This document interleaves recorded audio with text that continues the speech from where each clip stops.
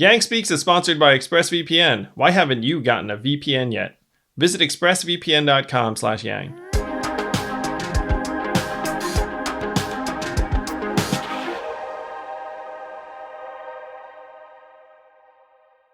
I don't think progressives in general have much of a theory of technology anymore. I think that it's often talked about in this dystopic way. There's a lot of frustration at the billionaires who own it. I often felt you sort of like oscillated between like a very scary story about AI and then also like a real interest in technology as a way of solving problems. And I'd love to just hear you reflect on that. Like what do you think the political orientation to technology in general should be? I love where you are on this, Ezra. I think that ideally progressives are for progress. and you know what is going to enable a ton of progress is technology. And one of the fun things about my campaign was I was making some very dark arguments about the impact of technology, which I completely believe. But I also agree with you that if you're trying to make people smarter, healthier, mentally healthier, trying to clean up our planet, technology is a part of every single one of those solutions in a very central way. And one of the dangers to me about a lot of our politics now is we're each arguing for different brands of nostalgia. You know what I mean? Meanwhile, time only goes in one direction. And you go to some of the folks who are working on the future, and it is wild. Like some of the things that they're working on are very positive and inspirational. Some of them are very depressing and dystopian. But they're all packaged together. And so I love what you just said, Ezra. I completely agree. Like we need to be embracing these technologies at a much higher level. And I may be a part of that in this next administration if we succeed in getting Trump out of there. Wait, I want to follow up on that tantalizing, I may be a part of that. Is there a job you've been talking about? Oh, so I've had just very, very general informal conversations with a Biden camp about trying to take on some sort of technology facing role. Right now, our government is out to lunch on most of these technology issues, and we need to change it.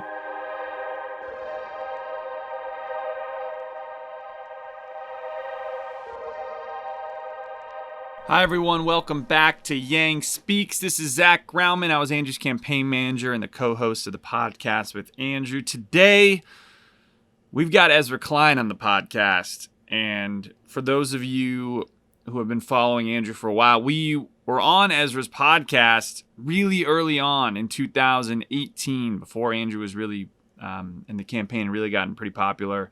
So it's a fun way to kind of look back at where we were then and where we are now, and how the conversations changed. The movement around universal basic income and human-centered capitalism has taken off, and Andrew's completely different public profile in person in many ways. So it's a fascinating conversation. Ezra is a really brilliant mind, and even when they disagree on things, it's a fascinating way of looking at a lot of the issues. So tune in, guys. You're not going to want to miss this one. Enjoy Ezra Klein on Yang Speaks.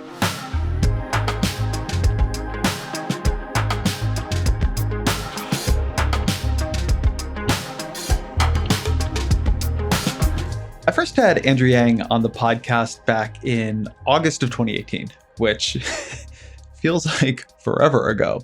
But I've known Andrew a lot longer. I knew him back when he ran something called Venture for America, which was trying to build on the Teach for America model to push young graduates of top schools to go do startups and small businesses in communities that had not been part of the huge wealth inequality in America, right? Go start things in the middle of the country.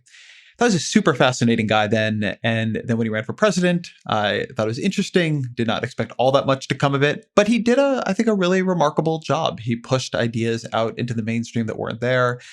And he modeled a kind of political decency.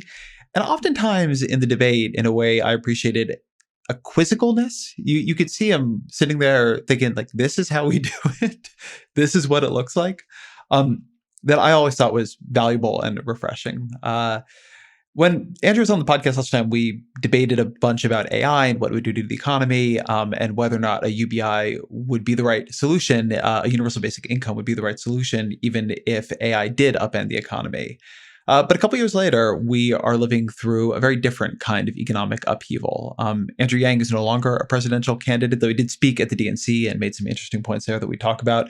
He's now part of founded a group called Humanity Forward, which is trying to pilot universal basic income on a small scale. As he reveals in this show, he is thinking about or talking with the Biden folks about taking a role if there's a Biden administration.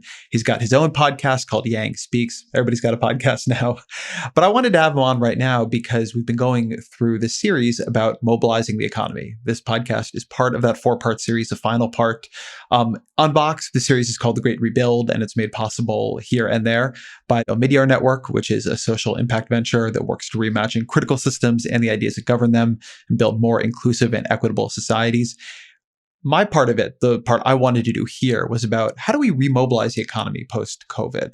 And so we've looked at the Green New Deal. We've looked at thinking about how to remobilize the economies in general, going all the way back to the work of John Maynard Keynes. We've talked about what to do for children. And the question I had for Andrew is something like UBI and economic mobilization, is putting money into the hands of people, which to the extent Congress seems comfortable doing anything, it tends to be that. Is that the right way to mobilize the economy? But we also talk about a lot of other things in here, from the right stance towards technology to the importance of making government function differently and better to the kinds of values that drove Andrew on the campaign. This ended up being a super fun conversation.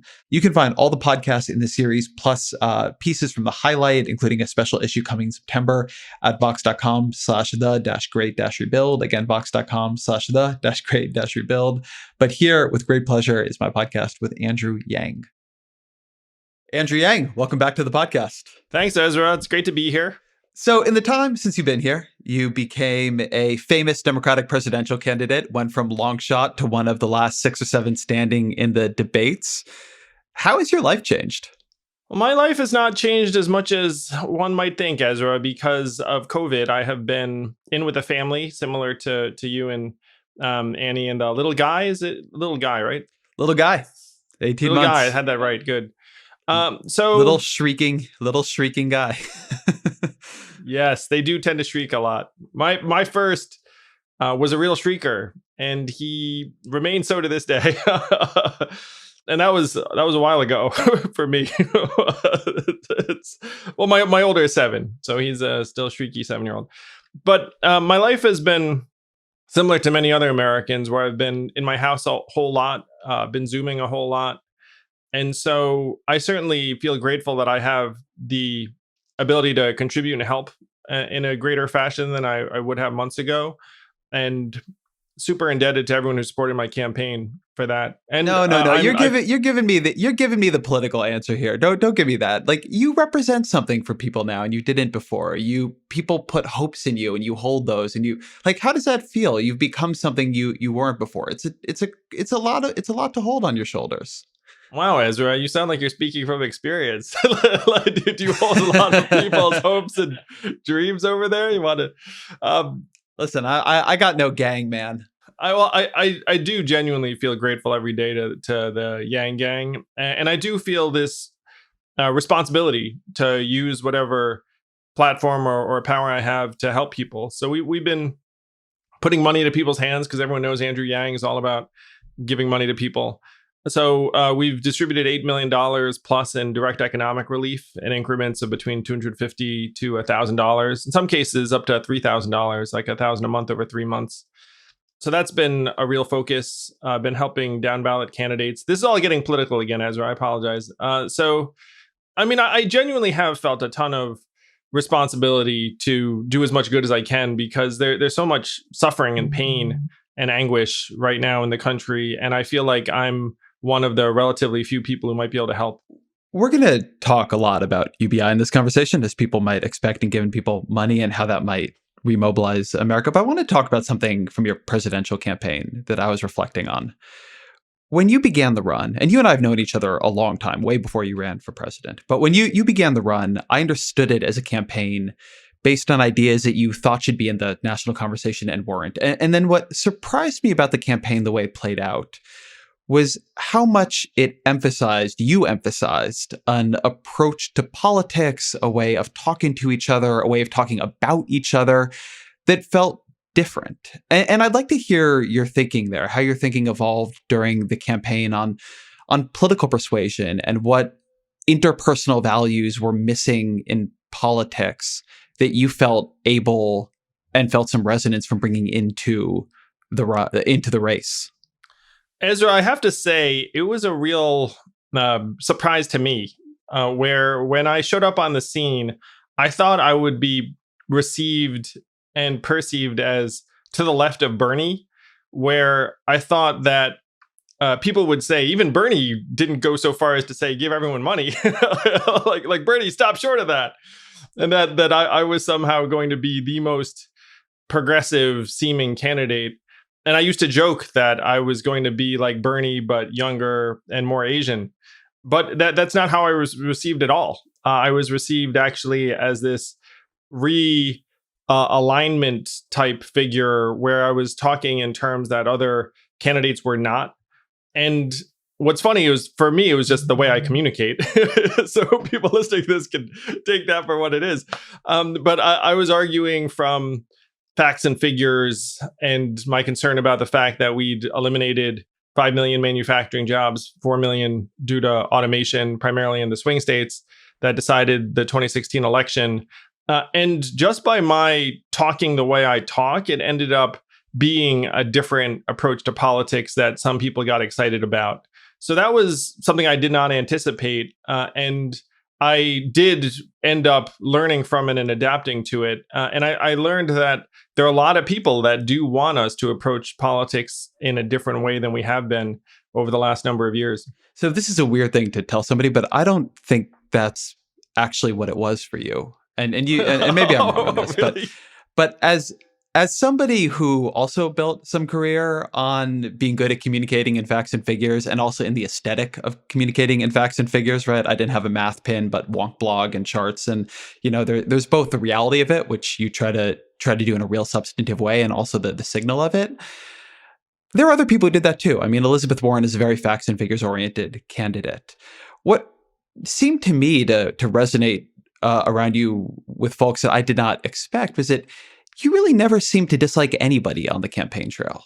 You didn't dislike people who didn't agree with you. You didn't dislike people who insulted you. You didn't dislike the people you were running against. You spoke fondly and with a lot of empathy towards people on the other side. The way you framed your policies had that dimension. You're talking about the Bernie Sanders and imagining yourself to the left of him.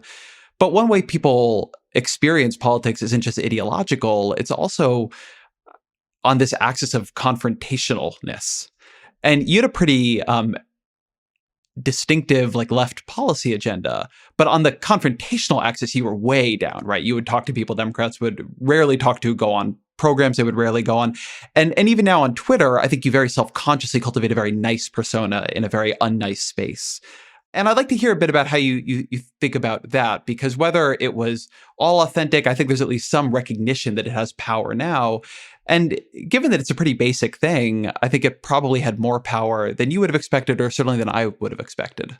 Wow, Ezra, I hadn't thought of it in those terms. But I mean, you've known me for a while, so you know that the nice thing is a complete facade that I'm actually naturally very bitter. No, it's the case that I like most Americans, and that I think that there have been massive problems that have been built up over decades and decades. And you wrote a book on polarization and why we're polarized. And I feel like people have gotten driven into different corners and pitted against each other in a way that's unproductive. I naturally don't get angry at people that disagree with me. I kind of expect a degree of political asynchrony, because, it's not like someone's going to believe everything you believe. And one of the things that I did find running for president was that the media would often try and goad me into conflict. It would be like, this person said this, what do you think about that? And the dynamic was supposed to foment an expression of outrage. And then I would say something that seemed to me to be like the natural reaction. But I just think that the outrage cycle is very, very negative. And I think a lot of Americans, including me, are very tired of it.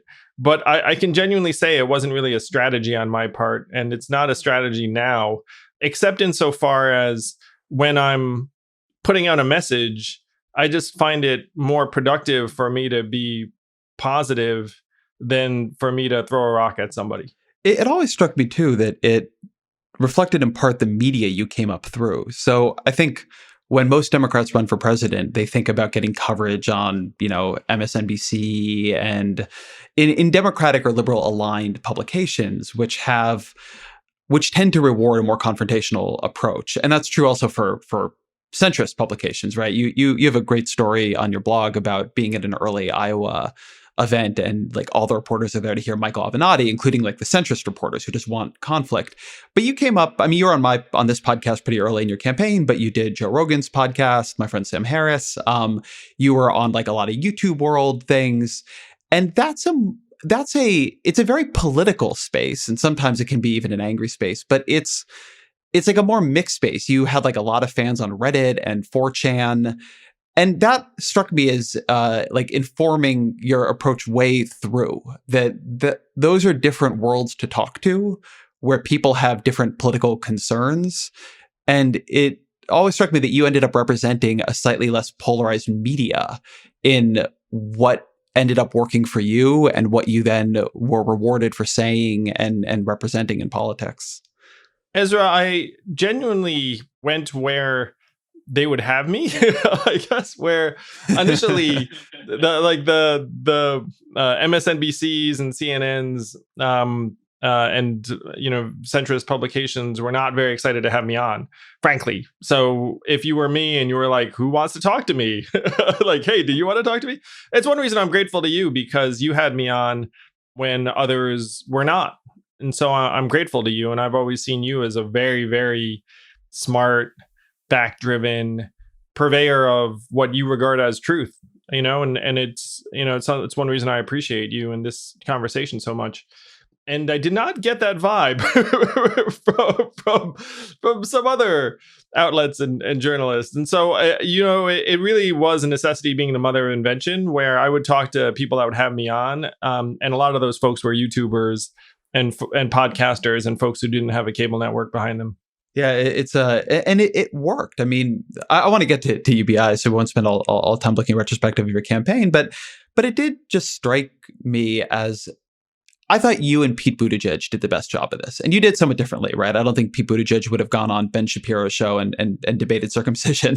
Like, that wasn't his vibe. But there was Joe Biden, for his virtues, has a very old media view of politics and also doesn't do that much media. And a lot of Democrats who'd come up through the ranks for a long time, like, they saw media very much, I would call it the way it was in 2005. And now there's this burbling, fractured, and it can be very polarized, but it also can be very mixed up in a way that can be useful world out there. And that a lot of it has much more audience than people, I think, in the mainstream media recognize. What some of these folks on YouTube are able to command is in the millions. It rivals the cable networks, but it doesn't have like the mainstream establishment respect that, say, a cable network does, and so it gets ignored. But it's no worse a way to reach people. And I think Reddit had that quality for you too. Like, you were very big on Reddit. I was just on Reddit yesterday, and you're involved, I guess, in some California data privacy initiative, and it had 23,000 upvotes just noting that you were part of it. So these are pretty different worlds, and I wonder how much you think the Democratic Party, or just traditional politicians in general, are missing them and leaving these worlds unspoken to. Well, this to me is something we should talk about more, Ezra, because I think the shifting media landscape is going to impact politics very dramatically, and some folks are going to be late to it. Like, you're on top of it just from that line of questioning.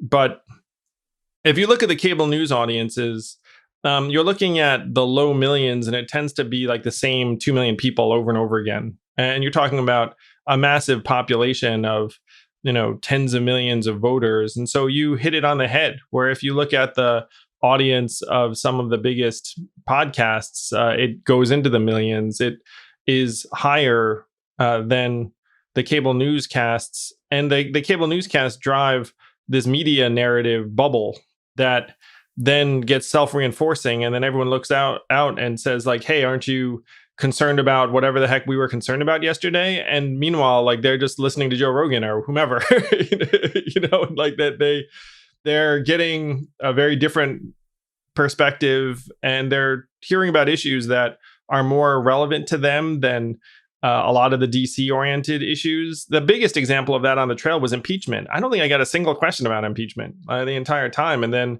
this was when he was actually getting impeached, so there are different conversations happening, and it would be very beneficial for politicians generally, but Democrats in particular, to start trying to broaden their universe, because what you don't want to do is just end up in a world where you're just talking to each other and then wondering why no one's listening to you. And that's the danger. And one of the things that I like about these different worlds, as somebody who I try to spend a certain amount of my media diet in subcultures that are not my main one, because I think it's important to know how their argumentative universes work and what they consider important and unimportant. And this, to me, was always a secret of your campaign that people didn't quite realize, that politics, Washington politics, has developed a set of things that it considers like the questions of the day, the week, the month, the year. So, at a certain point, it's impeachment, which is very, very, it was important. Like, I ran an impeachment podcast, and I think it's important what was happening there. But taxes, healthcare, I mean, these are real things. You might ask, like, how did this guy, Andrew Yang, get on Joe Rogan and some of these other shows? Because he doesn't allow just anybody on. That's a big show. He has a lot of options about who comes on. And there's this whole world that is very focused on AI risk and what that's going to do and how that's going to change things. And when you came up and wanted to move that up as an issue in politics, increase, like as a political scientist would say, increase its salience in politics, there was a world of people there for that, because they were already having that conversation, but nobody in politics was. Like, politics reflected the set of issues that Washington thought was important and understood how to talk about. But it's not the only set of issues people care about. And so then there are these whole worlds that are really underserved in terms of their concerns. And like, what always struck me as an interesting bypass you took into this was, like, the value of your campaign to me was that it elevated concerns that deserve more attention in politics than they typically get, not just solutions, but concerns. And you know that I have a different view on a lot of the AI economic risk than you do, or at least somewhat.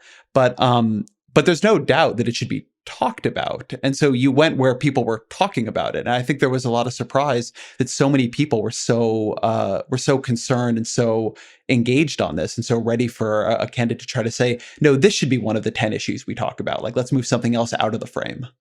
Yeah, that's right, Ezra. Where if you talk to techies, they're much more concerned about AI. And as you know, the central argument of my campaign around automation than a lot of other Americans. And they were happy to talk to a political figure who was talking about something that they'd been thinking about for months or years. And one of the funny byproducts of it all was that I ended up having conversations with people that didn't feel terribly political, if you know what I mean. It was like, look, like, what's going on with AI? Like, what should we be concerned about? Like, what does that competitive landscape with China look like over time? And because of that, I ended up reaching audiences that generally did not consider themselves super political. And hopefully I did broaden the range of concerns that we should be looking at as a country. It wasn't very deliberate on my part. I mean, I just cared about what I cared about and went to folks who also cared about it. But it is a sign how both DC and the media have this relationship where there's like a set of prescribed concerns that may or may not line up with the concerns around the country.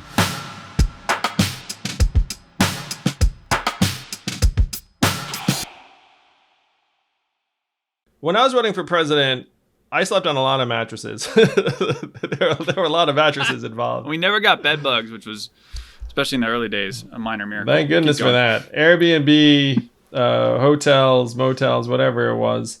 I gotta say, a good mattress makes a pretty freaking huge difference. And if you want the mattress of the future that's personalized to you, that you get ordered and it comes in a box and then it pops out like some kind of animate mattress, order Helix Sleep. It's great. We've got one. You personalize it to you. It gets sent to your door. is the #1 best overall mattress pick of 2019 and 2020 by GQ and Wired. So if that doesn't make you excited for Helix Sleep, they'll also just take it back if you don't like it. It's almost too good to be true. Go to helixsleep.com/yang and take their 2-minute sleep quiz. Who doesn't want to answer questions about how you sleep? And they'll match you to a customized mattress. I thoroughly enjoyed that, by the way. Yeah, it's fun. It makes you think about it. The quiz is awesome. They'll, It's like, do I sleep on my back? No, I sleep on my side. Anyway, keep going. yeah, no, you think about it. I'm a front sleeper myself. No, I'm not. Front sleepers are. No, I don't even know what that was. You're a sleep anywhere guy. If the campaign bus is any indication, you are. I'm asleep, all positions, sitting, anywhere, standing, anytime you give me a chance. Crouched. So Helix is offering up to $200 off of all mattress orders and 2 free pillows for our listeners at helixsleep.com/yang. That's Helix, HELIX, sleep.com/yang for up to $200 off.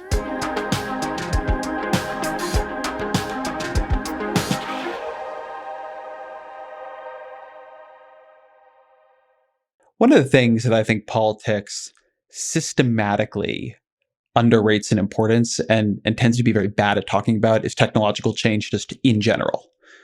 How important it is, what is happening with it. We functionally live in a gerontocracy where I think Nancy Pelosi's 80, Trump is 74, Joe Biden is 77, Mitch McConnell is in the upper 70s. I think he might be 77. Like, this is not the most tech-forward leadership group you could possibly imagine. And so a lot of what is changing in technology, which is really important, I think it gets underplayed. So let's have a little bit of a conversation there. AI. How has your thinking changed on it in the past few years compared to 2 years ago or whatever it was when we talked? Do you think the landscape there has changed? Do you think there are things people should know that have happened?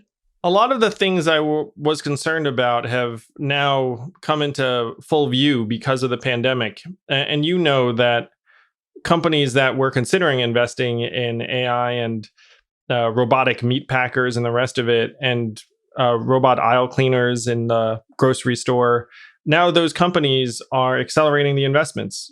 And the example I use is that now if you get a Domino's pizza and a self-driving car, you're excited because you had less human contact, whereas before it seemed a little bit creepy. Same with the self-checkout aisle. And if you look at AI, there's this new release that now can do a lot of writing and basic summaries on a level that's indistinguishable from human journalists. You're talking here about OpenAI's GPT-3, yeah? Yeah, OpenAI's GPT-3. Yeah, so if people haven't heard of this, I'm going to put in show notes. My colleague Kelsey Piper did a great piece on this, but it's surreal. Let me put it that way. What it's able to do in terms of language processing is wild. And 2 years ago, if you'd asked me, hey, is software going to get to this point? I would have said yes. But then you could still argue over it. You know what I mean? And now 2 years later, it's here.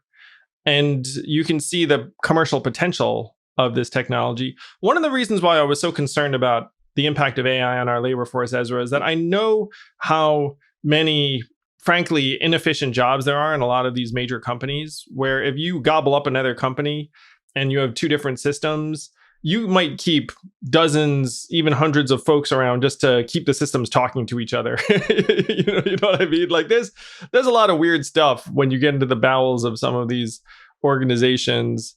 And I knew that over time, AI could end up making a lot of those types of jobs less and less central.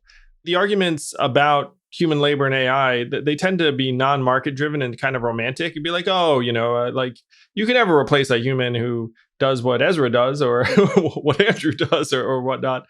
But, a lot of our work is more replaceable than we like to think. And what's funny is if you ask Americans about this, they will actually say a majority of other people's jobs are automatable and subject to technological replacement.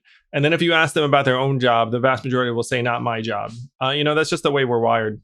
It's why I'm fleeing to the high ground of podcasting. I mean, they're going to come for the columnists way before they come for the podcasters. It's much harder for AI to have a good conversation than for it to just write up a take on the GDP report. anyone like us, we're already at the top of the pyramid. You know what I mean? Like if you have a podcast with a significant audience, you've already made it to a certain point. Like, and if you think about all the folks who are coming of age right now, like the younger versions of us who are graduating from college right now. It's like, it's the winner take all economy applies in many spaces, including the ones that you and I occupy. Oh, absolutely. So I have some slightly different views on how many jobs are automatable and even what the coronavirus is going to do to the desire for human contact. I think in many ways you're seeing how irreplaceable, at least parts of it are, how much people want it. But people can listen to our previous show to hear our views on that. What I do want to dig into here is something that you were hitting, where I do think it's really true, which is that we are going to see and are seeing a bunch of jobs get automated in a shock-like way because people need to find ways, at least in the near future, to do things with less human contact between human beings. And we're seeing this moment that is a very deep reminder that people don't have control over their economic fortunes. That all of a sudden a pandemic virus or something technological advance could happen in your industry that lays you off or that destroys the economy in your town. And so you really get into, I think, your argument now for UBI, which AI, coronavirus, like these things begin to almost operate as like metaphors for just a shock. And what happens to people during a shock? And do you want to leave it up to Congress to argue about expanding UI benefits during a shock? So there's been a lot of movement, actually, in the Andrew Yang direction, or as I often like to think about it, the Annie Lowrey direction, towards just giving people money during this pandemic. And that's been a real policy shift. That is not how we've done things during past crises. So I'd like to hear you talk a little bit about why you think that's happened and what you think we can learn from its performance so far. I am very happy for it to be the Annie Lowrey direction. And certainly, I'm thrilled about anyone who gets on board. Doesn't matter why or what you call it. You know that there are now dozens of mayors around the country who are championing guaranteed income. Michael Tubbs, the original, but there are now dozens of folks, Keisha Lance Bottoms, Eric Garcetti, and around the country who are committed to universal basic income pilots. And the reason, Ezra, is that now is just common sense, where you look around and you see that there are tens of millions of Americans who've gotten shoved out of the labor force because we don't need as many bartenders, airline attendants, security guards, ushers, personal trainers, you name it. Like there's so many jobs that required physical proximity that now just don't make sense. And like you said, it's not no one's fault. And so then you look around and say, how are we going to get economic resources into the hands of these millions of people? And cash relief is the only sensible solution. And $1,200 in April going out had a really positive effect on many households and on propping up our economy. But we need to make that regular, recurring, predictable. We've been living off of the first CARES Act. But then now that benefits have elapsed, you're going to see distress and disintegration pick up in many, many households and communities. And there really is no feasible way to help so many households manage this except for direct cash relief. And it's not just you, me, and Annie and Mayor Tubbs. At this point, last I saw, 76% of Americans are pro-cash relief during the pandemic, and 55% are now pro-universal basic income. So it's no longer the magical Asian man making this case. It's the majority of Americans realize it's common sense and something we need to do. So there's a big jump between using cash transfer for relief, which is what we've seen during the pandemic, and as you say, Republicans already moved into a stance of opposition on it, even though the pandemic is ongoing, and moving to a basic income floor. And right in the middle of that jump is this argument that Republicans are now making on the UI, on the unemployment insurance, why they won't extend the $600, which is that if people can get paid and can support themselves in their lives without working, they won't work. And the point of American economic policy should be getting as many people to work as we can, no matter what job they have to take. And so what is your argument to them? What is your argument to the Republicans who say, look, relief is fine, but we do not want to be paying people not to work because we want people working? I would agree and say the last thing you want to do is tie economic relief to job status or employment status. So if you put cash into someone's hands and say, you can have this cash unless you start working, then it actually is a detriment to them going back out there as quickly as possible in some cases. I mean, most people will still just be panicking until they find a job. And so to me, this effect is overstated and overblown. But to the extent it exists, you are right now tying a lot of this cash to employment status. I would say make the cash unconditional, and then you'll have a baseline. And if you go out and get that part-time job because it's not ready to be a full-time job because the bowling alley or the retail store is not at full reopening yet, then you get to keep that money, as opposed to right now saying, well, wait a minute, if I take this job, then I stop getting benefits. So the problem right now is our existing legacy infrastructure that ties the cash relief to not working. But I think you're underselling what's happening there a little bit. It's not just legacy infrastructure. It is, on one level, I would call it a value that people hold. On another level, I would call it a political argument people make. I think there are different ways to frame it. But there is a long-running belief in American politics that money should be tied to work. And you mentioned being to the left of Bernie Sanders. I remember in 2016, sometimes you would go to Bernie Sanders' homepage and you would get this splash, right? Like the pop-up would be, nobody should work 40 hours a week and live in poverty. Which isn't nobody should live in poverty because we give them money not to live in poverty. It's that work should pay, right? The minimum wage should be higher. The EITC should be higher. And so that's not just a thing you see on the right. It's a thing you see on the left. It's a view Joe Biden largely holds. It's a view many liberals have traditionally held, that not only is it like a good thing to push people into the labor force, but also politically, people just don't like the idea of folks getting something for nothing. They don't want to see their cousin or their neighbor laying about. And so I think that's the argument. That how do you rebut that argument, the sort of more moral values argument, not just the technical argument? I think that argument is, to one of the earlier points you made, just really, really out of date. You know, it harkens back to some 70s or 80s notion of employment where if you work for a company, they'll treat you right and give you benefits and you'll be able to live a fine middle class life. In an era when most of the jobs that have been created are gig and contract and temp jobs, and they don't have benefits in many cases. It also doesn't include caregivers and stay-at-home parents like my wife, Evelyn, who's been at home for a while, in part because one of our boys is autistic and was very, very much in need of her time. So to me, this is not an argument that, frankly, like liberals and progressives should fall for, where it's like, oh, I mean, I 100% agree with the statement that if you're working full time in the United States of America, you should not be poor. But I also think that my wife works harder than I do, most every single day. And there are moms around the country who are in the same boat, and they should not be poor either. And trying to define work as this anachronistic show up to an office or factory 40 hours a week is missing the evolution of our economy that's been happening for decades.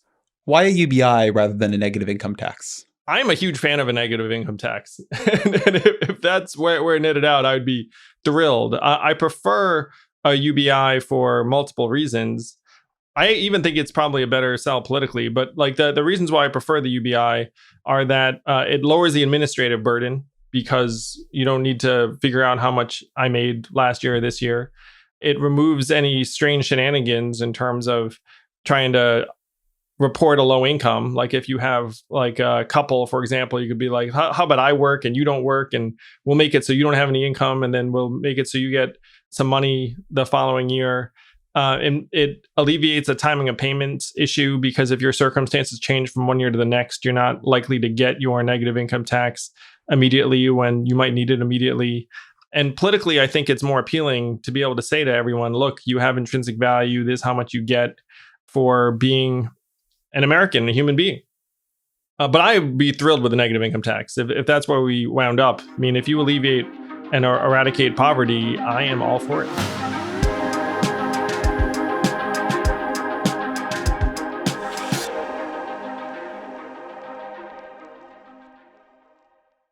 Here at Yang Speaks, we're big fans of the fact that your data should be yours. I'm right now championing a California proposition, Prop 24, to help make sure that we can actually fight for our data and privacy rights. One way you can make sure your data stays private is by using a virtual private network. And the VPN we recommend here at Yang Speaks is ExpressVPN. It's the number one rated VPN by Wired and CNET. And one bonus about using this thing is that you can actually change your online location so you can control where sites think you are, and then you can watch content that's only available someplace else. So that's right, if you want to be getting Netflix from the UK or Japan for anime or anything that's available in some other part of the country, you can do it and keep your data safe by using ExpressVPN. I know, it's pretty wild. It's essentially like planting a flag where the internet thinks you are, and then no one's the wiser as to what you're seeing or doing. Go to expressvpn.com/yang to get an extra 3 months of ExpressVPN for free. expressvpn.com/yang. So Rick and Morty is on the French Netflix, and The Fresh Prince of Bel-Air is on the Australian Netflix. So I've been having a blast with this. Check it out. It's kind of cool to stream shows that you don't normally get. Bit of a hack here. So expressvpn.com/yang. Get your extra 3 months.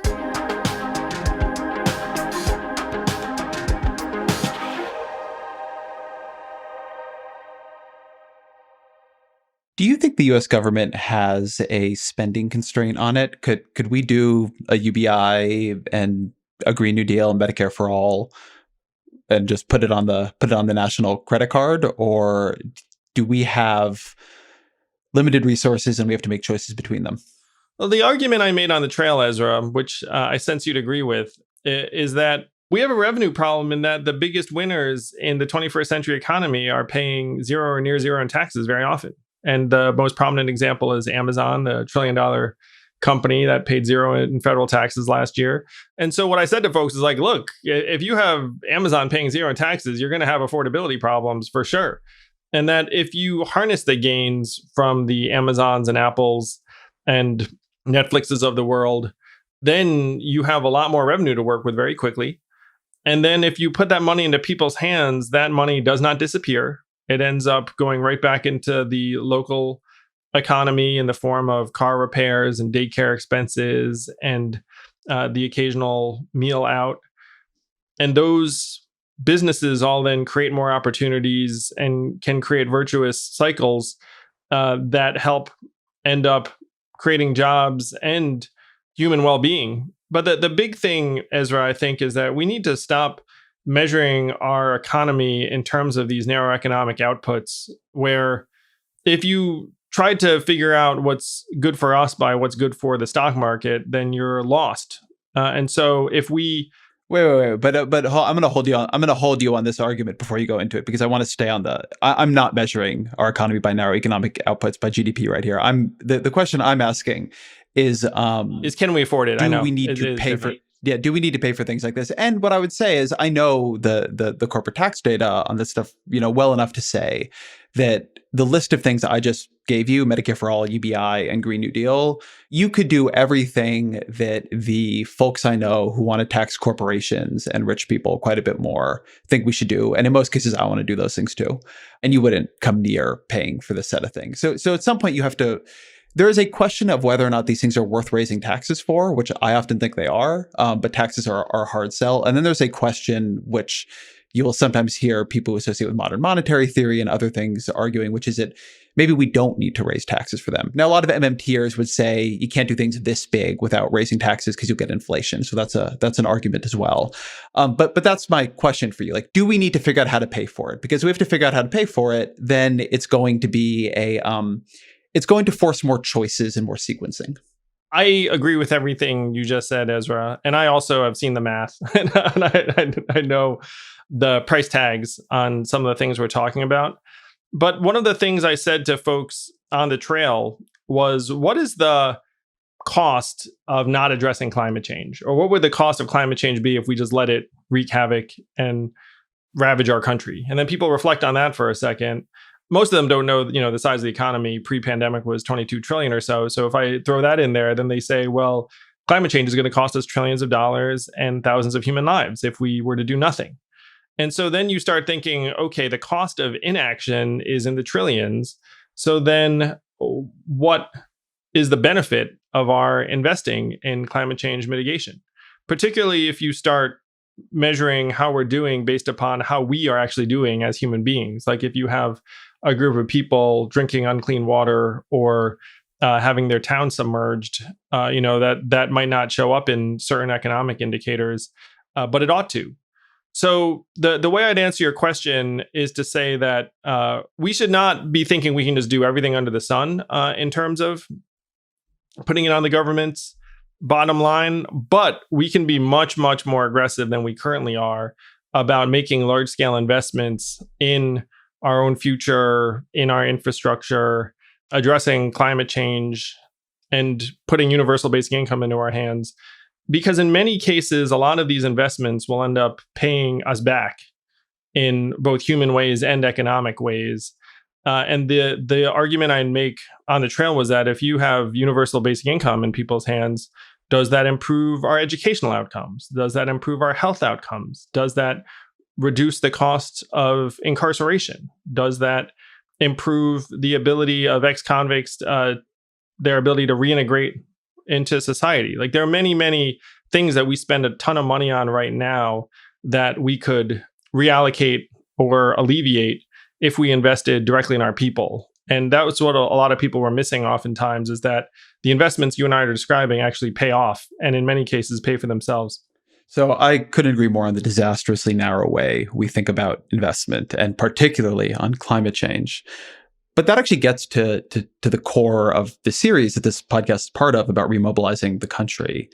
And on some level, we're not going to be able to do everything. And so one of the things that I think about, if it were up to me, what would happen first? I worry a lot about that long-term cost of climate change. I think people should take a look around at what coronavirus has done, and then recognize that climate change could do that at much, much larger scale for much longer, with an endless ratchet into worse and worse and worse outcomes. And so if you don't like this, maybe let's not let that happen. As we think about, or as the Joe Biden administration or any administration thinks about what to do first, there's going to be a tension between the government saying, hey, let's remobilize the economy to this purpose, say a Green New Deal and climate change, or let's get money into people's hands. Let's try to give people demand side stimulus. Let's mobilize around things like cash transfer payments. As somebody who's been in the UBI game for a long time, but also I think takes climate change pretty seriously and takes preparing for the future pretty seriously, what would you like to see happen first?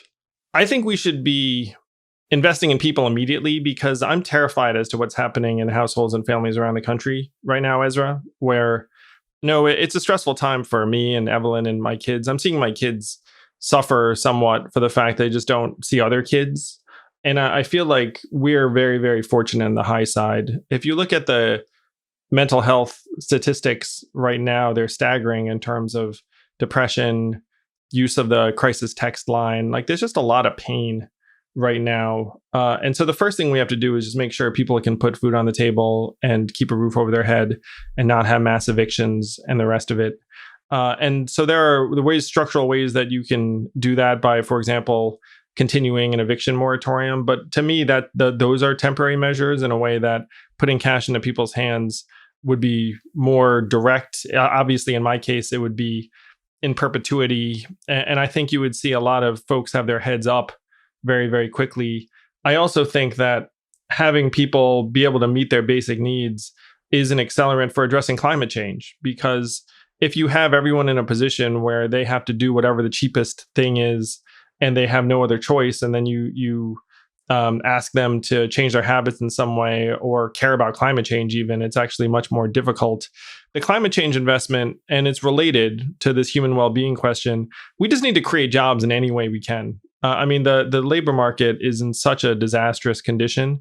And so if you can tie that to infrastructure, solar panels, Green New Deal, like things that help us modernize, then I am all for it. But you shouldn't stop there. Like you should say, look, if there's anything we can do to get people into some kind of productive mindset or environment, then we should just do it. And this is one thing where I think it's very time sensitive. I'm hopeful that Joe and Kamala decide to go big immediately. I always find that in politics, there's an allergy to this prioritization conversation, because on some level, of course, you should do everything like you can and everything you need. And in my experience watching the way administrations go, that ends up being a recipe for neglecting long-term problems. So there's always a set of immediate crises, right now more than at most times, but always there's things people can feel in the moment. And the endless problem of climate change is that as much as we can occasionally feel it in the moment, if I walk outside of my door right now, I will breathe in smoke because California is now on fire 3 months of every single year. As much as there are places where people can feel it or can argue that they're feeling it, they don't feel it in the way, and it cannot be as tightly coupled with the pain they have as coronavirus, as losing a job, as losing health insurance. And so we always do the stuff that is right now, the stuff that politicians think they're going to be, that will benefit them in the next election because people feel it right now first. And then by the time you've done that and had those vicious battles and exhausted your political capital and made people take hard votes and had the Chamber of Commerce spend $250 million against you, that long-term stuff you wanted to do is just gone. And so I think one of the really hard questions for a Biden administration is going to be whether or not they come in and try to act first on something longer term like climate change at a moment maybe when it does have short-term power because of the remobilizing job creating dimension of it, or whether they go to relief and other things like that first. Because if they do that, it always takes longer than you think, and you might end on the other side of it without the political capital to do the other things you want. Like, how do you think about the political strategy of that? I appreciate what you're saying, Ezra, and I think the emphasis has to be jobs, jobs, jobs. And you can get a lot of stuff done while you're just talking about jobs. You can put cash into people's hands and say, this will be good for local businesses, which it will be. You can hire thousands of people to go to our forest lands and start actually trying to manage the tinderbox that a lot of our forests have become. Because when I looked at the numbers, I think we effectively manage less than 10% of our forest right now because the U.S. Forest Service has not been properly invested in. And so Joe and Kamala can say, you know what we need? Hundreds, even thousands of people in the Forest Service, because we're trying to create jobs. Like, creating jobs can seem universal and nonpartisan in a really effective way. And it is so vital because if someone's out of the workforce for a while, they then tend to drop out and atrophy. The human impact can result in depression, substance abuse, self-harm, child abuse, like all sorts of just really, really nasty stuff. And everyone knows that it's like Republicans also should get on board with programs if you pitch it as jobs, jobs, jobs. And hopefully you can use the jobs related pitch to try and accomplish things around climate change.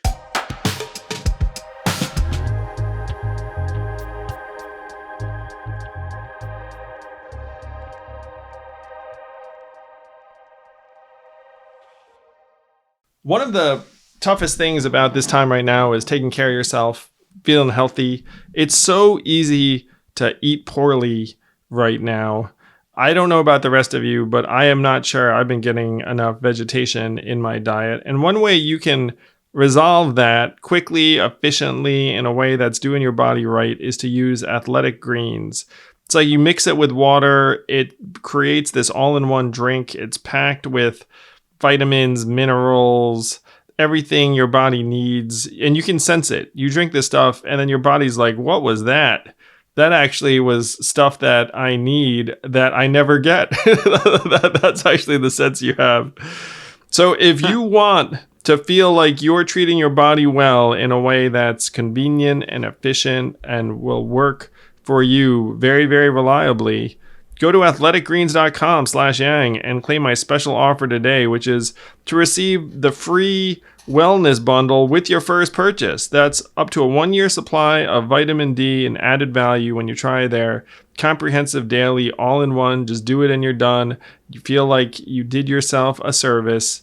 All-in-one drink. Again, that's athleticgreens.com/yang. With your first purchase, with our discount code, they'll send you a free D3K2 wellness bundle, which includes these basically vitamin D drops and vitamin B12 drops that you take. And they don't taste like anything, but you feel amazing. Like more energy, just like 2 drops, done. athleticgreens.com/yang. Claim this offer. It's pretty, we literally do them ourselves. It's worth it, guys. Check them out.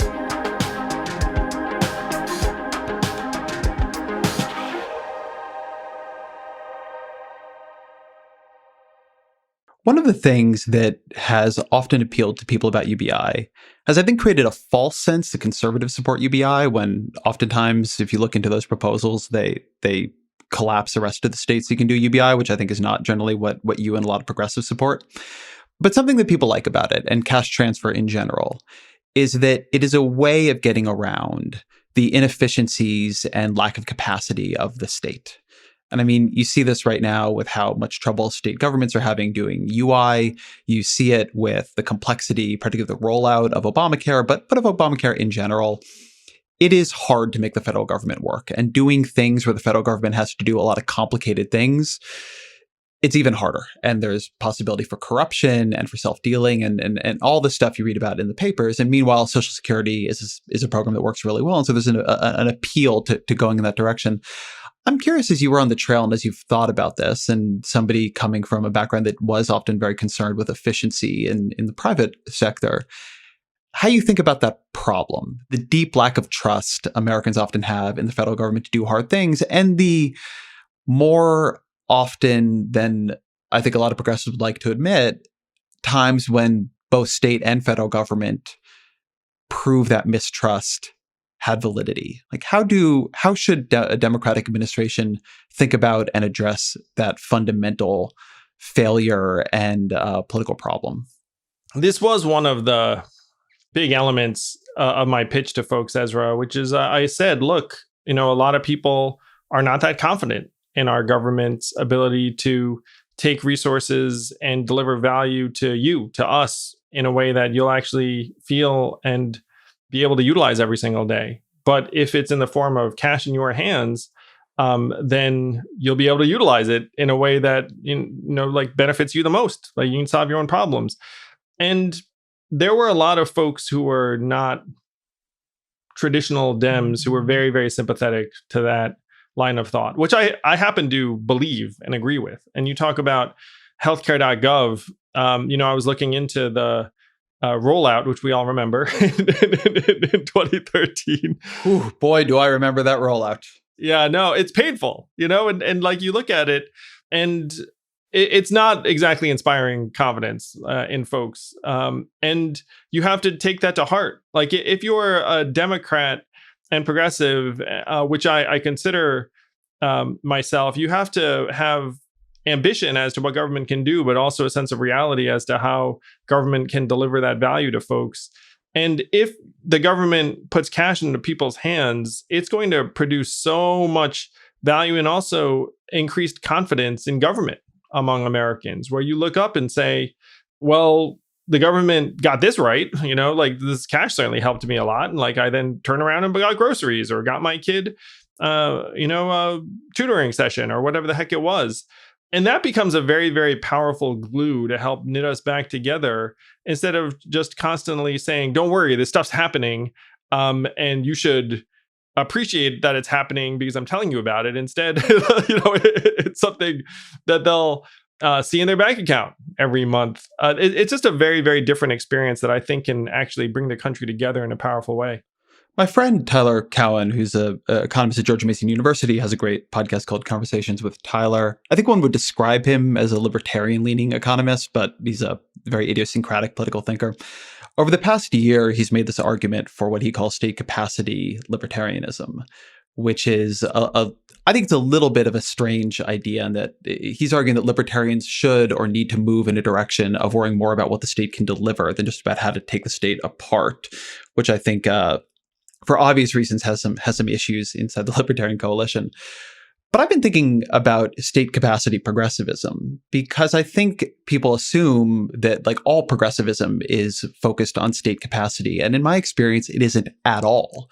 That progressives give very, very little thought to the capacity of the state to accomplish their goals. And this goes from how policymaking happens. It's like, everybody knows I am obsessive on the topic of the filibuster, because if you don't do something about that, you can't pass any of the legislation. Not literally any, but a lot of the legislation we're talking about is just dead letter. The way the federal government is structured, the way elections happen, but then also within the government itself, how procurement works, how regulatory feedback works. I mean, there's a million things that are really hard and over time have come to work quite badly. And I think that progressives overestimate like how well the government is actually working right now, or at least how well it would work if they controlled it, and that it would be good. I take the point you're making here about a policy feedback cycle where, say, a relief payment creates a sense that the government can actually help you. And so you should trust the government to do more, and maybe you build up the ladder that way. But I also just wish I heard more from Democrats in power about how you're actually going to make the government work, how it's going to be able to absorb technology faster, how you're going to make it so that Congress, when you have power, can actually return and revisit legislation that can work a little bit better, how you're going to make things just move a bit quicker. That we've gotten so trapped in this government good or bad argument that you end up having a lot less focus than I think you need, given the size and complexity of particularly progressive ambitions for government, on how the government works and what do you do when it's not working? How do you fix that? How do you identify it? How do you surface it? I think it has shown in our coronavirus response really poorly. Ezra, I cannot tell you how much I agree with what you just said. It is so important. Do you have like a name for this school of thought right now? Because we need it really badly. There's just like this entire government good, government bad argument. And instead, what Americans hunger for is smart, effective government. You know, we can see that government has become less effective, certainly at the congressional level, very obviously, but also in other aspects. And no one's having the right conversation around that. So do you have like a name for this concern and a school of thought? Because I am 100% with you and I've been thinking about the exact same thing. I'll think of naming. I mean, I feel like you should give Tyler Cowen. I can't believe that the term state capacity libertarianism took off. So maybe state capacity progressivism will too. But I'll just say, as on my soapbox here for a minute, this is why it infuriates me to see Democrats, although this appears to me to be changing a bit now, but be so lackadaisical on the filibuster. Because what you're basically saying there is, as the party that tells people government can work, you don't care that it doesn't. As a party that goes out in elections and promises people all these amazing things you're going to do, you don't care that you're actually going to fail them, or you don't care enough to do anything about it. You are more concerned about esoteric, and at this point, what everybody agrees are unbelievably misused old rules of the Senate, than about delivering on all these crises, many of them literally life and death, that you've promised people you'll do something about. And so it just, whatever the name for it, I would think it would actually just be like what being a progressive or a Democrat is about. Like a precondition to wanting to do all these things through the government is making sure the government can do things in the first place. I mean, I saw this Mark Andreessen piece a while back that got a lot of attention, the venture capitalist, called Why We Can't Build, which was interesting. And I wrote this response to it, which is simply that a lot of why we can't build is that the government and institutions can't operate, right? Like you need to take an institutional perspective. And I am really struck by how much Democrats, elected Democrats here, do not believe what they say. They do not believe that the problems they are facing are as bad as they say on the stump. And I'm talking here mainly for Senate Democrats, because if they did believe this was all so important, they would get rid of the filibuster and do a million other things that would make government work better, procurement reform, all these different things. Like, if you care about things, you figure out how to make it work. If you care about talking about things, and you don't worry about that operational and implementation side so much. Ezra, this is my new mission in life, which is to try and fix the mechanics of our government so it can actually deliver to us. Because check it out, I ran for president and, you keep getting goaded, like you said, into making these very, very grand statements.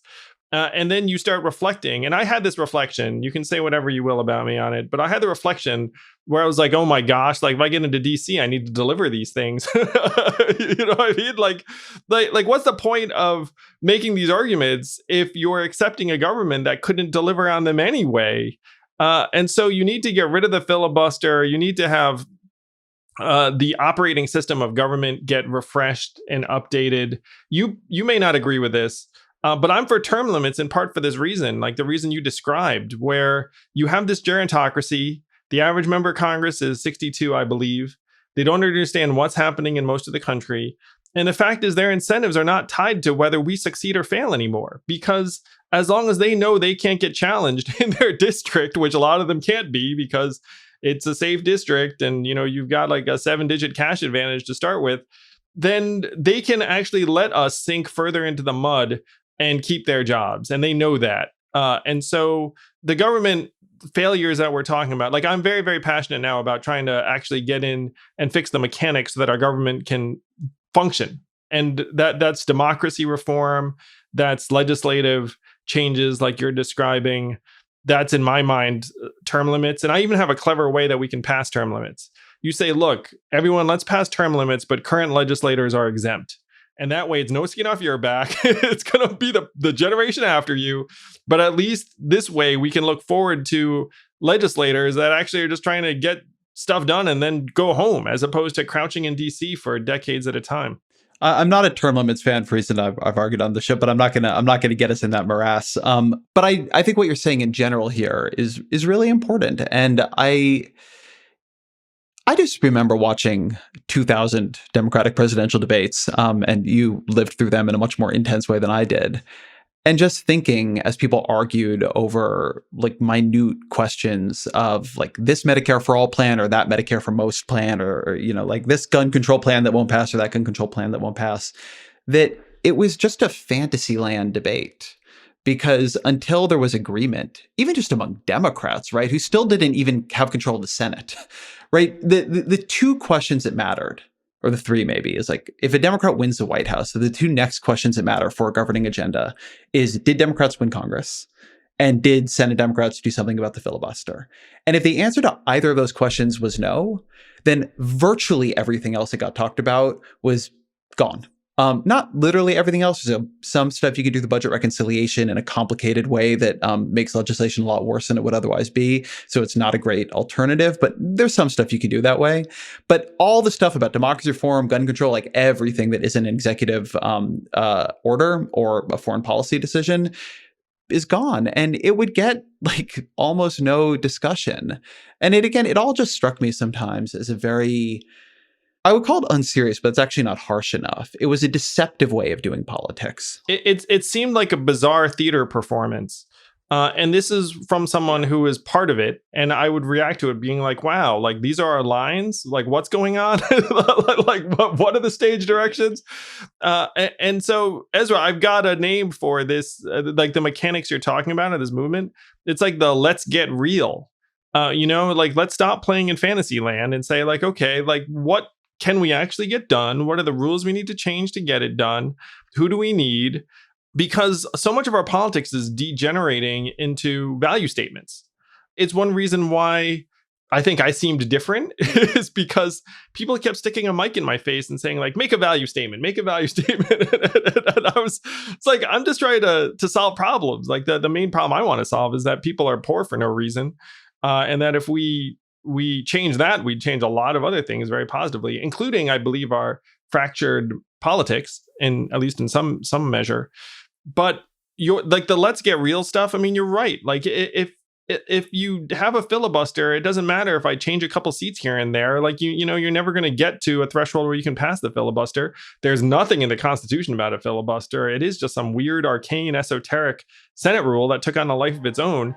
And so if you're willing to put that rule above getting stuff done, then what are you doing there?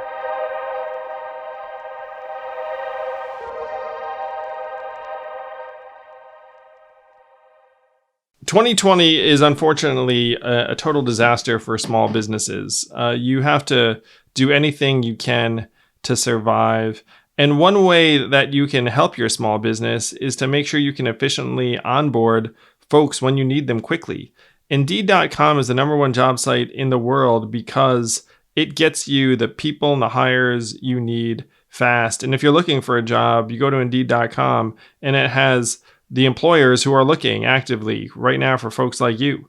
A lot of these types of two-sided clearinghouses benefit from volume, and Indeed is the volume business. They have over 3 million businesses, so if you're looking for a job, they're the place to go. And because of that, if you're looking to hire people, they're the place to go too. They have over 70% of online job seekers and over 3 million businesses. So, the dynamics of these clearinghouses is that when you get to a certain size, it just becomes more efficient.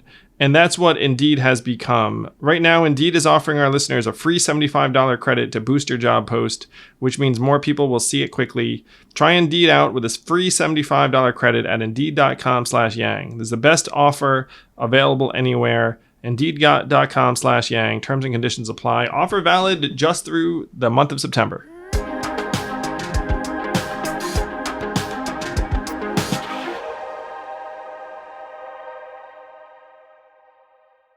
I want to talk about something else you brought to the debates. It was always my favorite part of the Andrew Yang like subplot of Democratic debates, which was, and we've touched on this already, trying to inject questions of technology into them. You often would do this when it came to climate change, talking about things like fourth generation nuclear, and it happened pretty often. And something I've been reflecting on another track has been that a lot of the problems that I care most about solving, they have a huge technological dimension to them. I care a lot about animal suffering, and by far the most promising way to do something about that is plant and cell-based meat. I care a lot about climate change, and while I've had Saul Griffith on the show talking about how we could fix climate change without any new technology being invented, there's just no doubt that given the level of mandate and adoption and take up that we'll need, if we can invent some great new stuff, it would become a lot easier. AI often gets talked about in a dystopic way, but if we really could invent it, it could make life pretty amazing. I'm a big healthcare wonk. I've spent a lot of my career on health insurance policy, but the reason we care about health insurance is it can make you healthier. And what will make you healthier to some degree is technological advances in things like how we fight cancer and, handle gene therapies and other things. And one of the things that has struck me is that I don't think progressives in general have much of a theory of technology anymore. I think that it's often talked about in this dystopic way. There's a lot of frustration at the billionaires who own it. I often felt you sort of like oscillated between like a very scary story about AI and then also like a real interest in technology as a way of solving problems. And I'd love to just hear you reflect on that. Like, what do you think the political orientation to technology in general should be? I love where you are on this, Ezra. Like, I think that ideally progressives are for progress. and you know what is going to enable a ton of progress is technology. And one of the fun things about my campaign was I was making some very dark arguments about the impact of technology, which I completely believe. Like if you have autonomous trucks in the next, I'll extend the timeline because I know you and I differ on this, but like let's say like 20 years, like there'll be millions of folks who used to drive a truck for a living who, will need something else to do. So I believe all of that wholeheartedly. But I also agree with you that if you're trying to make people smarter, healthier, mentally healthier, trying to clean up our planet, trying to feed people in a way that doesn't brutalize animals, technology is a part of every single one of those solutions in a very central way. And one of the dangers to me about a lot of our politics now is we're each arguing for different brands of nostalgia. You know what I mean? Meanwhile, time only goes in one direction. It's 2020. You're now out in California. Like I spent a lot of time there. And you go to some of the folks who are working on the future, and it is wild. Like some of the things that they're working on are very positive and inspirational. Some of them are very depressing and dystopian. But they're all packaged together. And we should not be a group of people or a party that also has our heads in the sand about the positive and negative changes that technology brings. Like we have to be the party that is hard-nosed and realistic, but also willing to embrace the technologies that could lead us to something that more closely resembles utopia than this current mess we're living. So I love what you just said, Ezra. Like, I completely agree. Like we need to be embracing these technologies at a much higher level. And I may be a part of that in this next administration if we succeed in getting Trump out of there. Wait, I want to follow up on that tantalizing, I may be a part of that. Is there a job you've been talking about? Oh, so I've had just very, very general informal conversations with the Biden camp about trying to take on some sort of technology facing role, both some of the concerns that I campaigned on and trying to address them. And one thing we haven't talked about, but I'm very passionate about that you will be too in a few years, is the effect of social media and technology on our kids' mental health. Like right now you have massive levels of anxiety and depression among teenage girls in particular, in order to make certain companies like Facebook richer, which, is not a good look. But our government is way behind the curve on these issues. And I've offered my help in trying to catch us up. And there's some interest in taking me up on that.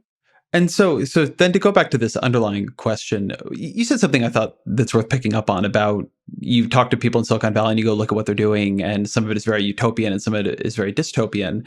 And I've had probably some of the same conversations with even some of the same people you have. And what always strikes me is that it's not, in most cases, intrinsic to the technology which way that plays out. And oftentimes, it is actually about the way the government and both the rules of markets and regulations, but also to some degree government implementation, taxation, et cetera, is going to interface with the technology that's going to decide whether it ends up being like utopian or dystopian. And so there sometimes seems to me to be a more obvious approach here, which is that I would say that it should be a more central priority, frankly, for both parties, to use the government as a research and innovation accelerant. But then it also has to be a more central priority, again, hopefully for both parties, for the government to have views and to care about how the technology is rolled out, who has access to it, and also what rules it operates under. AI is the most obvious example of this, just given the size of its potential impact. But there's a broad set of problems right now where we could put a lot of money into, say, drug development, which we already do, and then insist on very different rules for, say, how patents work and how quickly things move to generic. Bernie Sanders, I've always said this, one of my favorite healthcare policies of his, going way back in his Senate career, is this idea to create prizes, not patents, or at least a parallel track where we would create, prizes, say $5 billion if you can create a drug that does this thing. And then if you do it, you get the $5 billion and the drug is generic from the minute it goes forward. And so just like a much higher level of sophistication with both how to accelerate the advance of technology, but then also how to make sure its benefits are more broadly shared and its risks are attended to than we currently have, would seem wise to me. Yeah, it's spot on, Ezra. And right now, our government is out to lunch on most of these technology issues, and we need to change it. And I agree with you. This should be central for both parties because the rate of change is just getting faster and faster. We got rid of the Office of Technology Assessment in 1995, 25 years ago. And we can all sense that. Well, there was no more technology. Oh, yeah, no, we invented everything. 95. It ended in 95. Yeah. It's embarrassing, really. And we can all sense it. Like everyone just has this collective groan when it comes to government and technology. And then again, you have something like healthcare.gov where you're like, oh no, like they tried to make a website, I shouldn't laugh because it was freaking terrible. So let me go in on the healthcare.gov thing for 1 second, because I did a lot of reporting on that and something that breaks my heart about what has happened since then. So I wrote a Business Week cover on this, and like the federal government's procurement rules, what was encoded into the legislation, and then just some of the ways the agencies work together, who they could hire, when they could hire, et cetera. It was all just built for disaster. And the Obama administration people just didn't, very few people saw this coming clearly, or they would have done something to stop it. But in the aftermath of that unbelievable catastrophe, they actually did a lot of really good things. They created this group 18F. They brought in a lot more software development talent and began using, and at least I don't think they ever got where they needed to go or anywhere near it on changing procurement, particularly procurement rules around software, which you would never do procurement for software in the private industry the way the federal government. It was 1,800 pages of procurement rules. It's wild. And then it also meant that the people who understood how to navigate the procurement process were not the best software developers. They were these massive consultancies that had invested a lot in lawyers to navigate the procurement process. So anyway, there was a lot that was happening on that. I would say the Obama administration, in the aftermath of that catastrophe, which was on their lap, did a lot of really good things in terms of beginning to put CTOs in the agencies and so on. Procurement did not go through Congress in the way I was hoping it would. And then it just got destroyed under Trump. I mean, whatever progress was being made and needed to be consolidated, like the world of 18F and things, I still follow it somewhat, and it's been really bad. And I think that's one thing that is a little bit underrated as one of the disasters of this era. Whatever modernization was happening in government just stopped, and we needed a lot more than was happening. But it's really a shame that we lost so much of the progress that had begun. I couldn't agree more. And that's something that we should try and rev up and invest in meaningfully. I looked into it too. The U.S. Digital Service, which did come about in the aftermath of healthcare.gov, it's still operating, but it's down to something like 180 people. And if you look at the scope of the federal workforce, I mean, that's not that's not enough talent there. And it's not empowered, right? Those people are not empowered. Yeah. So they're often on short-term stints, but even within their constraints, they're projected to save something like $600 million in government costs, and in part because of the procurement process you talked about. So I'm with you that healthcare.gov ended up leading to some real modernization efforts that have now stalled under Trump that hopefully we can get back to. So if you were helping to modernize government on technology in a future administration, how would you think about that? Where would you start? What would be the kinds of things you would imagine doing? You would ramp up the United States Digital Service and empower it, to your point. And you and I both know that there are hundreds, maybe even thousands of very talented technologists, designers, coders who would help government if they had a runway to do so and felt like they could actually be empowered, as opposed to going and just sitting in meetings and getting their hands tied in red tape and bureaucracy and the rest of it. So instead of 180, you should have something like 10 to 20 times that number of folks working to help implement some of the policies that folks are envisioning for us digitally.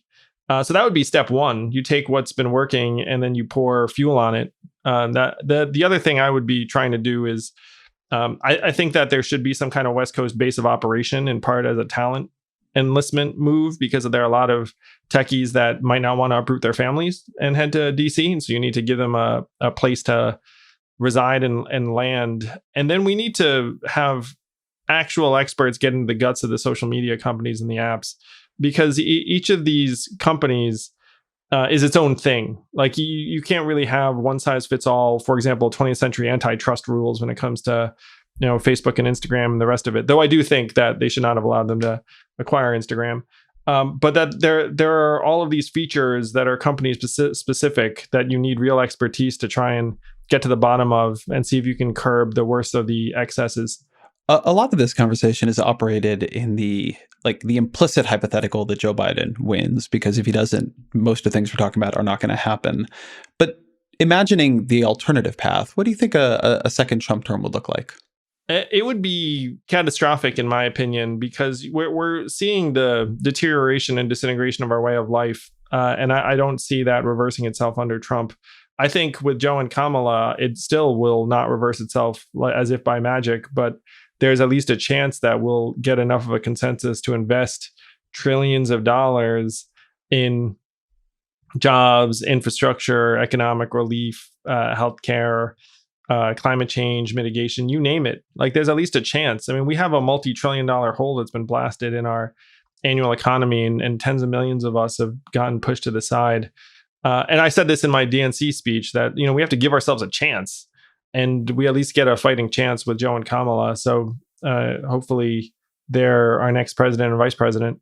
You made a point during the Zoom call of former presidential candidates that I thought was really sharp about the ways in which Biden has this magical power, you said, to when he endorses something, it becomes mainstream, it becomes normalized. Do you want to talk a little bit about what you meant by that?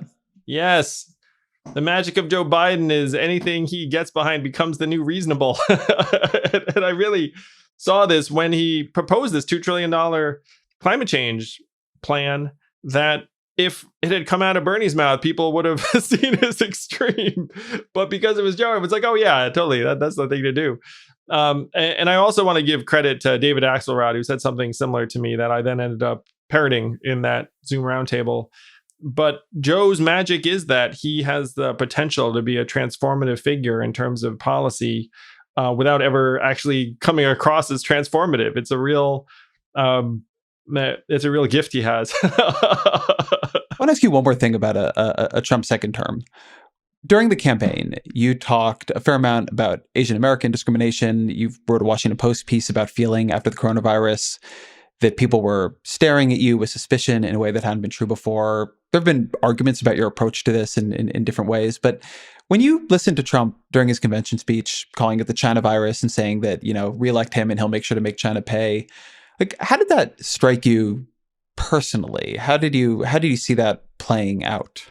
No, I felt like it was Trump reverting to his usual playbook of distracting from his own failures by calling attention to, in this case, what he was characterizing as the Kung flu and the China virus and the rest of it. Certainly as an Asian American, it's painful because there's always a sense that somehow your Americanness is in question, and having Trump double down on that is really corrosive for the country, but it's painful for Asian Americans in particular. And I do feel like our Americanness has been questioned to a higher degree in the wake of the coronavirus than has been the case at really any point in my memory.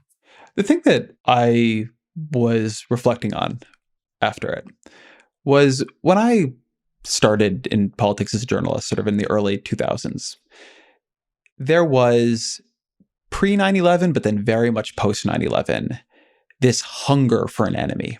And, people talked about the clash of civilizations between, the West and Islam. And there was this real desire, particularly among, I think, politicians who are comfortable in a Cold War consensus and a Cold War framework, to find the new external threat. And I'm not a big fan of the way China withheld information on the coronavirus. And I'm certainly not a fan of their movement towards authoritarianism, what they're doing to the Uyghurs. You can listen to past episodes of the show on this. But I'm really pretty scared of, and I think it would be very prominent in a second Trump term, this idea that you want to create an oppositional relationship between America and China in particular, but arguably Asia more generally, that politicians who see their own political safety in creating an enemy and creating fear in a world where we have to actually work together on threats like coronavirus, future pandemics, things like that. It's such the wrong lesson to me. And it's such a potentially dangerous thing that I feel like people don't actually talk about it that much, because I think properly one's feelings towards China right now should be somewhat complicated, at least on a policy level, not towards people there. But nevertheless, very little would be as bad as America. And if people have not really lived through this in Washington, I don't think you realize how quickly it can happen, as a clash of civilizations narrative becoming the dominant foreign policy framework, now not towards the Middle East, because that didn't turn out to be what they needed it to be to keep driving American politics for decades and decades, but now towards China. I agree with you on all fronts, Ezra. You and I agree on a lot of things. Who knew? There's too much agreement in this conversation. It's a disaster. No, we'll think of something to to disagree on momentarily. But a few things. Number one is, we all know that there's a military-industrial complex that likes to keep us engaged, shall we say, in a way to spend the $700 billion. Like a friend of mine who's an engineer at one of the big aerospace companies at the end of the Cold War said that they actually came together in a room and were like, all right, who's the next war going to be with? It's very dark. Those are the kinds of things you hear from folks who are attached to the industry. And I agree with you that Trump's playbook is to find an enemy. And in this case, it's going to naturally head towards China and the East to disastrous consequences. And the goal should be and I agree, it's a very, very complex, fraught relationship with some massive, massive problems and concerns around the things you described, and then some, like their theft of our intellectual property, massive, massive problem. But you need to have some kind of relationship with China in order to guard against the next pandemic, to make progress on climate change, to make progress on data and AI concerns, to make progress on North Korea. There is a much less safe world if you aren't in touch with the Chinese government to the point where you even can speak to them about something that's happening that would concern American well-being. So that's a reality. And unfortunately, we are getting to a point now where folks feel better served politically by trying to present a different version of reality for purposes that may benefit them, their party, certain economic interests, but are really bad for all of us long term. And to your point too, as someone who grew up in this country, one of like the simmering fears you have as an Asian American is that if you wind up with like a US-China geopolitical conflict, that Asian Americans will end up being caught right in the middle. Let me ask you one more question that's political before we wrap up. We'll have to wait for more disagreement for the next podcast, which is, as somebody who's a newcomer to the institutional Democratic Party, I think you've probably voted Democrat before, but being involved in it as a political actor, I think is newer to you, and came in from the outside of it. What is one mistake you wish Democrats would stop making, a habit or idea that you would advise them to drop? Like, what is one way you'd like to change the Democratic Party? Wow, Ezra, I like this question. And, it's been a real learning journey for me. I said this in another context, but I think Democrats need to figure out why it is that many working class Americans do not feel like we are fighting for them or we stand for them. And I ran into this all the time on the trail, like a waitress or a truck driver or a retail clerk. When they found out I was a Democrat, it's like I had said a dirty word.